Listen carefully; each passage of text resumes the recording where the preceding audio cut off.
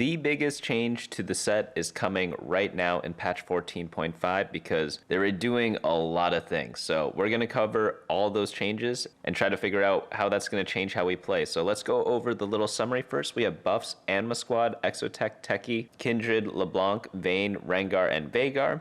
We're nerfing Leona, 10,000 IQ, and Board of Directors. Yeah, Board of Directors was absolutely bonkers. Definitely deserves a nerf because it pretty much skyrocketed every single Divinicore comp. And then we're going to go into the new and rework section, which is going to be the big changes here. There are going to be 4 new items, 4 replace items, and then also a Gwynsu and Sterix Gauge rework. So that's going to be probably the biggest thing happening in recent memory. So we'll get into that in just a bit. There is a rotating shop, simplifying cosmetic tiers. So Little Legends released before patch 14.5 in the rare and epic tiers will be combined into the new standard tier, and non-upgradable Little Legends and booms are designated as 3-star content. Now onto system changes. Opening encounters. Upgraded start, the one where you start with 2-star 2 costs, has been disabled. To split or not to split has been disabled to the bugs as well. And then 4th augment stage 2 is going to be changed from 2.5 to 4%. 4th augment stage 3 to 4%, and then 4th augment stage 4 2.5 to 4%.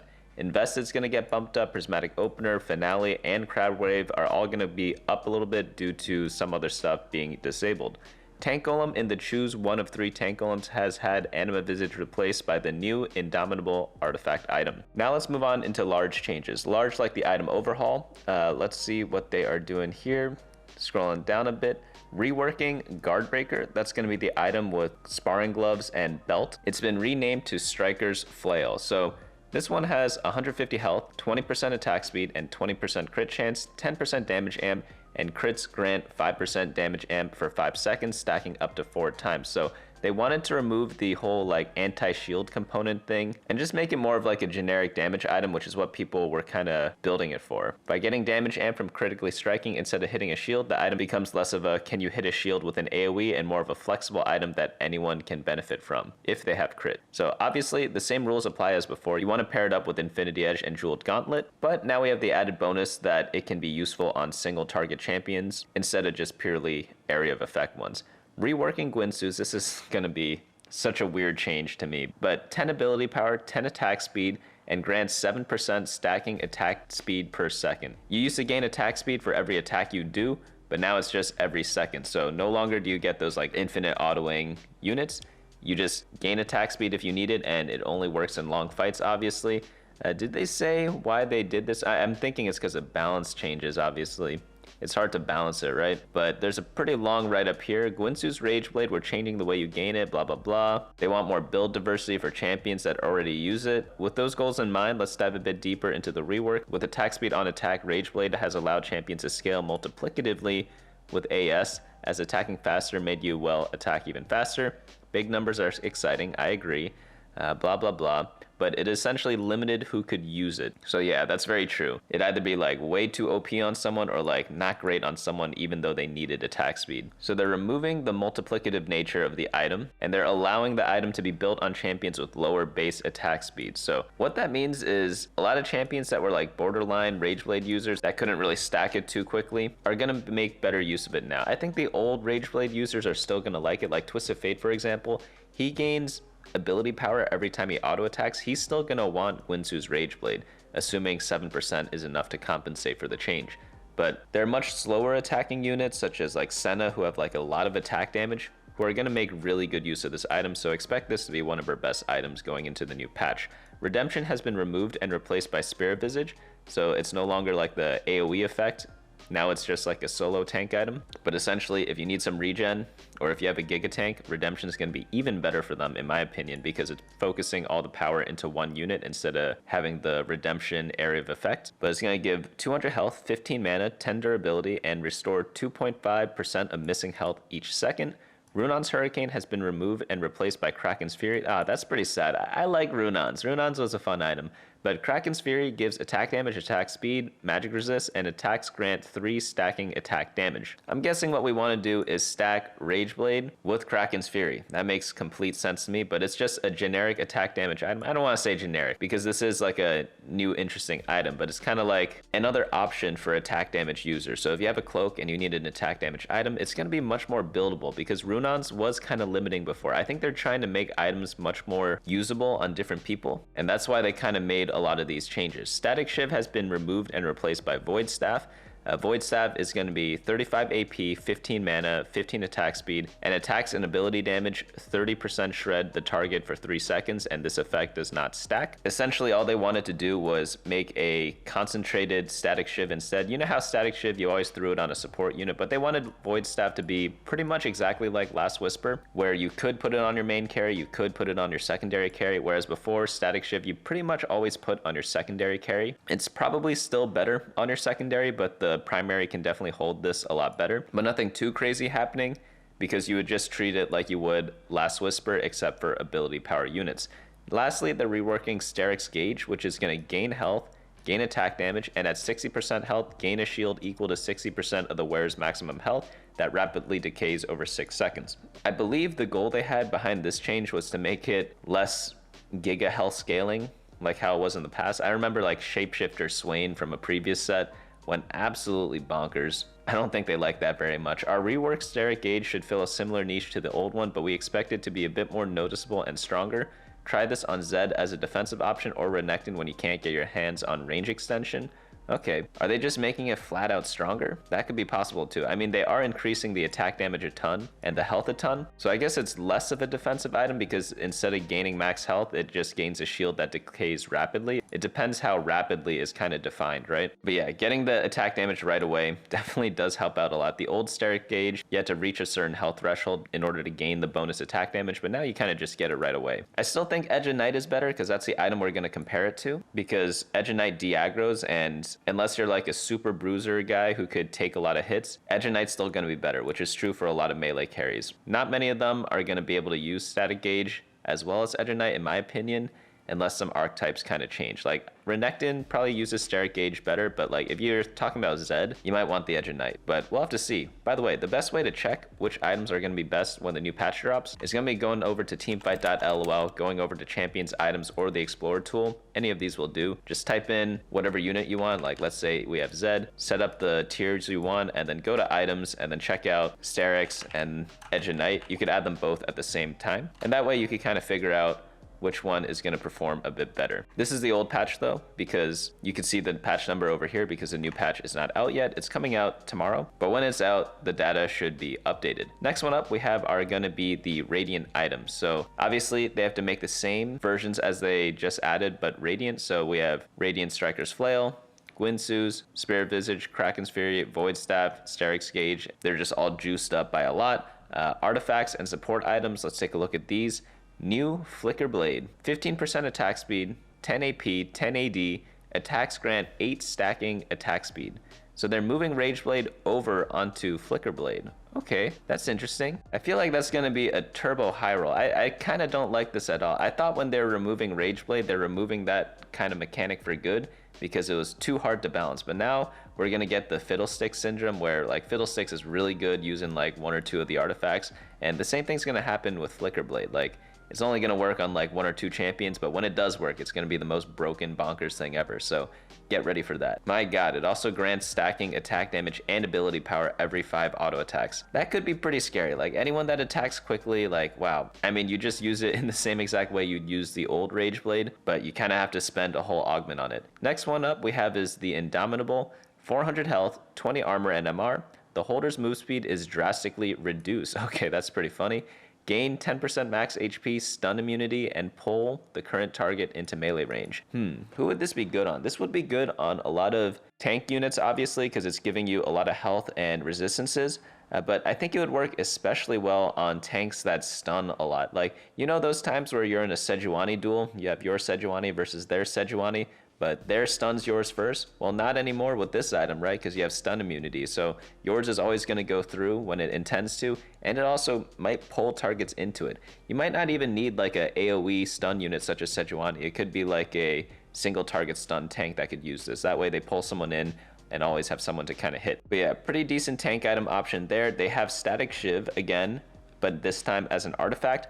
30 ability power, 30 attack speed every 3 seconds. Every third attack deals 30 plus 40% of the holder's ability power as magic damage to 4 enemies. So instead of doing flat damage, it is now going to be a percent of ability power. So this is a very good like late game item. Pair it with like a Rabadon's Death Cap maybe, or a Rage Blade. That way you get to attack a lot. Who knows, maybe you even build like a red buff with this or something like that. That way you get the attack speed from the red buff. If you have an AoE champion, they kind of hit everyone and reduce their healing when they get AoE'd by the Static Shiv. That could probably work in a couple of different builds there. Titanic Hydra is going to have 300 health, 15 attack damage, and attack speed. Attacks deal 3% of the holder's max health plus 8% of their attack damage as bonus physical damage to the target and adjacent enemies. Gonna be really good on a lot of bruisers. It ironically would be really good with the old Sterix gauge, but they kind of changed that, right? Because it's based on the holder's max health. Sterix gauge gave exactly that. I mean, Sterix still gives a bunch of health and attack damage, right? So it still will be good, just that the old version would be even better because you get like so much health, right? I think you got like 30% health or something like that, but you still get a nice little 300 chunk there and 40% attack damage. So it's still gonna work as a pretty good combo, but any melee carry that's like pretty tanky can use this decently. Maybe Mundo can use it too, like believe it or not, like Slayer Mundo reroll with Titanic Hydra, that'd be kind of fun to try out. Anima Visage has been removed. Lichbane proc damage, this one's gonna be buffed up a little bit. Mogul's Mail, HP per stack up by 3. Wit's End is getting HP and armor. Wow, that's a lot. 300 health and 30 armor. Was it that bad of an item? Like, let me just double check that. Let me do some fact checking, you know? Let's go over onto artifact items, and then, what was the item called? Wit's End, all right. Whoa, 4.52. Is that one of the worst artifact items? It is. I think it's mainly because it just doesn't fit on many champions. Like, who is it good on here? Twist of Fate likes it, like, Aphelios, that seems kind of weird, right? Because it deals magic damage. Same with Zeri. Like, you always want this item on someone who attacks very, very quickly, and also ideally does ability power damage or magic damage, right? So yeah, pretty much like the only unit that exists in this set for that is Twist of Fate. Like, I could see Viego using it because he could use the Omnivamp component of Wit's End, but he doesn't attack very quickly, right? So it's a very awkward item to use. You want someone that attacks fast, needs lifesteal, at least a little bit of it, and is magic damage based. Like, not many people fit that description. And lastly, Spite has been removed. This one, I never really liked Spite that much. It was annoying to position with it because this is the one where units around the holder of Spite get some stats. I think it's like attack damage and ability power. And then when the unit dies, like they stun people. Very awkward to position with. But next up we have is traits. 3 Anima Squad weapons are going to have their damage increased by 10%. Exotech attack speed per item going to be up by 2%. And then 7 Exotech HP per item going to be buffed up by 15. So yeah, 7 Exotech wasn't doing so hot. It was mainly like the 3 and 5 Exotech builds that were really carrying Exotech. Makes a lot of sense to pump up the vertical a little bit because, I don't know, verticals are just more fun to play for me. It depends on the set, obviously, but I think like with Exotech, it'd be kind of cool to use it as just like a guaranteed 7 vertical hit, right? Because there are no legendaries in Exotech, so it's nice and consistent that you could kind of go for, but if it's weak, you don't want to do it, right? Techie AP is going to be buffed up at 6 and 8 Techie, and then we're going to move on into the 1-cost champions. Kindred, small AD buff, small ability buff as well. It's going to be scaling AD% instead of just flat across all levels. Nidalee ability damage is going to be bumped up just a tad, nothing too crazy. So I know that AMP is good. I know that Nitro reroll is making a resurgence right now, but this little boost up of Nidalee might push it into like a little bit of a better spot because it's like on the cusp of greatness, but not 100% there yet. So I'm all for this Nidalee buff. Next, we have 2-cost champions, Graves. Graves gets 5 AD. Man, I haven't played Graves since the first patch of the set. That's crazy, right? So this is long overdue. He's getting an AD buff. He's getting a 80% buff on his ability. And then LeBlanc getting a small buff as well. There was a time where reroll LeBlanc was viable, but it wasn't for that long. And it was kind of like a very niche build. Like, I didn't even put it in my tier list when it was being played because it was like so seldomly played and it wasn't like that dominant that I was like, it's probably bait for most people, you know? But maybe now I'll add it back in officially. Vayne mana is going to be buffed up by quite a bit. Yeah, Vayne kind of was forgotten after her first nerf. She was OP before, right? And she's also losing Rageblade, so that's pretty bad, right? Yeah, they kind of have to compensate everyone with Rageblade. Does Twisted Fate, is he just out of luck because he was OP for too long, so they're not giving him compensation buffs? Veigar ability damage is going to be bumped up at 2 and 3 star. Very nice stuff. I like Veigar. He's fun to play, but he's very hit or miss. Like, the difference between 2 and 3 star Veigar is absolutely astronomical. And if you compare that to all the other reroll comps out there, it's just not the case. Like, yeah, obviously 3 is better than 2, right? I know a lot of people who play Riot games don't know that based on my League of Legends teammate, and also I hear the same thing happens in Valorant. In the case of Veigar, 3 is much greater than 2. More so than like Graves, LeBlanc, Vayne, Twisted Fate, things like that. Like, obviously, yeah, like you always get an improvement when you 3-star, right? But the Veigar 2 and 3 power spike difference is like, it's so big, man. 3 cost champions, Rengar AD buffed by 2. I don't think this is going to make a big difference. He's not really played that much. Maybe this is enough, because again, I talked about this with the previous Rengar nerfs. It's like, there are games where he just kills everything and lives with 1 HP the whole time, and there are games where he barely dies and is not able to kill like 5 more units. And maybe that 2 attack damage is enough. I've talked about this before. There's a very fine line between Rengar winning the whole fight and you losing the whole fight by 8 units, you know? He really is that pivotal, and some small little change like 2 attack damage could do it. I'm not saying it will, but I'm saying it could.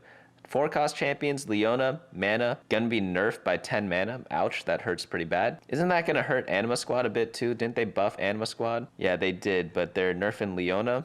Okay, that seems a little weird. I think Anima was like a little bit too weak still. I wish it was a little bit stronger. Augments, anger issues, black market has been removed. Yeah, that makes sense because Rageblade's no longer a thing. Lifelong learning, AD and AP if champs survive is going to be bumped up by 0.5. Shock treatment removed. Unstable evolution. This one's going to be buffed up a little bit. Wise spending. XP per 2 rolls is going to be changed from 3 to 4. Isn't this the one they changed last patch as well? 10,000 IQ strategist gold reward is going to be dropped by 4 gold. Board of directors Omnivan base increase 75 to 60%, and then category 5 has been removed because that's the Runon's augment. Small changes, small like the scope of these changes impacting just 1 star level or the speed at which you throw a bomb. 5 AMP is going to have their health reduced by 100. Boombot missile damage is going to be dropped by 15 at 6 Boombot. I always love 6 Boombot. It's still going to be good. This isn't going to make that much of a difference. It does fire 2 missiles though, so you do lose like 30 damage per cast at 6 instead of just the 15 you see here, because at 2 and 4 Boombot, it gives 1 missile when you reach the threshold, but at 6, it splits it up into 2 missiles and then lowers the damage a little bit.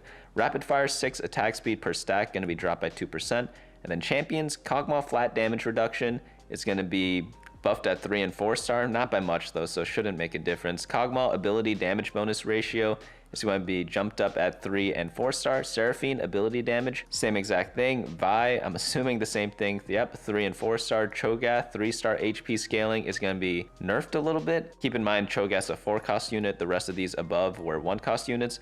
Ziggs bomb travel time 0.5 seconds to 0.4. Cast point 0.5 to 0.33. And then Aurora base damage is going to be bumped up a little bit at 2 star. I'm guessing they think they nerfed Aurora too much before, so they're buffing her up a little bit now. So 4 Anima Squad, 3 Anima buffed a bit, Leona nerfed a bit, and then Aurora buffed a little bit. All these are like tiny things, so maybe they get like a small net gain. I'm assuming with the 3 Anima Squad buff, it's going to be easier to get into the late game build, so maybe that helps out more than any of the Aurora or the Leona changes that were mentioned. Bug fixes, oh, so few of them. Ziggs bomb will now only bounce to a new location if it wouldn't hit any targets. When it does bounce, it will now bounce to the closest enemy instead of a hex within Ziggs' attack range. Fix a bug where Ziggs bomb could fizzle if he died before it exploded. Fix a bug where Ziggs bomb's double damage clause would come into effect based on the number of targets hit in his plus shape when the missile was thrown rather than when it was exploded. Be Right Back, AFK, and Delayed Start are all exclusive from each other, so I guess you can't get them all at once, which makes sense, right? And then we are going to have that be the patch. All right, so pretty big. Not too much in terms of balance changes. Like the Rengar thing we talked about, it's a fine line, right? They buffed some of the reroll comps. Yeah, that's fine. Like reroll is pretty much all but dead apart from Twisted Fate, right? For the most part. I know there's some other comps out there, but mainly it's 4 cost last patch, right? But the big thing, again, is gonna be the item changes. Oh, by the way, did they change board of directors? Did I miss that one? I don't remember talking about it. Oh yeah, they did a small base decrease over here. So pretty much, Twisted Fate, gonna be rough playing him with the Gwinsu change. In terms of like the comps we're playing, not gonna be too much different. Like, yeah, like a lot of the guard breaker builds are gonna be different because you use, what's it called, like Strike Force or whatever it's called. I forget the name of it already, but I will remember it soon enough. Striker's Flail. Everyone building Redemption from before probably will like Spirit Visage anyways, but I don't think it'll be like the extremely best in slot item that it was for like the 6 tank comps that we saw in the past. Like whenever you played like 6 Bruiser, 6 Vanguard, 6 whatever, you always wanted a Redemption because it's good to build a Redemption when you have a lot of different tanks.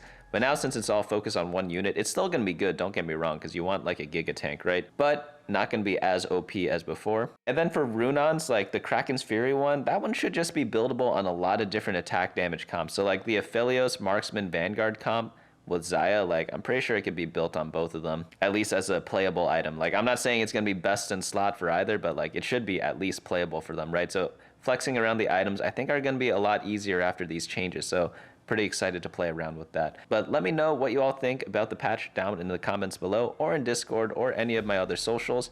And yeah, we'll be coming out with the tier list on Friday, bunnymuffins.lol/meta, and I sincerely hope to see you all there.